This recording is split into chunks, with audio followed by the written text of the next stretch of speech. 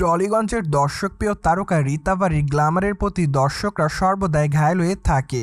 এমনকি সামাজিক যোগাযোগ মাধ্যমগুলোতে সুন্দরী তারকাকে বোল্ড অবতারেও দেখা যায়, যার প্রেক্ষাপটে অবশ্য সোশ্যাল মিডিয়ায় নেটাগ্রিকদের কাছে লাইমলাইটে থাকেন এই সুন্দরী তারকা। বাই দ্য ওয়ে, বর্তমানে রীতা বারি চক্রবর্তী সামাজিক যোগাযোগ মাধ্যমে বেশ কয়েকটা ছবি আপলোড করেন। যদিও তার প্রকাশ করা ছবিতে অবশ্য তাকে দেখা যাচ্ছে যে সম্প্রতি সময়ে এই তারকা স্টাইলিশ ব্ল্যাক কালারের ওয়েস্টার্ন পোশাক পরে খোলামেলা চুলে হালকা মেকআপে দর্শকদের মধ্যে ধরা দিতে।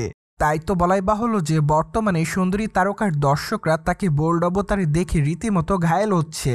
ঠিক এজন্যই তার প্রকাশ করা ছবির কমেন্ট বক্সে অনেকেই লিখেছে লাভলি। তাছাড়া অনেকে আবার তাকে প্রিটি গার্ল বলে দাবি করেছে, আবার অনেকে লিখেছে সো কিউট।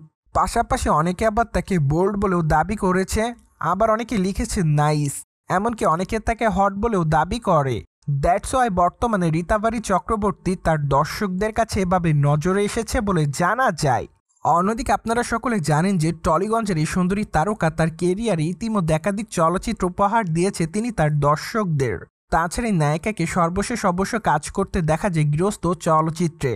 চলচ্চিত্রের পর্দায় তার দুর্দান্ত অভিনয় রীতিমতো তার দর্শকদের কাছে নজর কাড়ে। তাই তো বলাই বাহুল্য যে গৃহস্থ চলচ্চিত্রের মাধ্যমে নতুন করে দর্শকদের কাছে ব্যাপক আকারে লাইমলাইটে ছিলেন টলিগঞ্জের তারকা রীতা বারি চক্রবর্তী। মোরওভার আগামী দিনে এই সুন্দরী তারকাকে বাৎসরিক চলচ্চিত্রে কাজ করতে দেখা যাবে।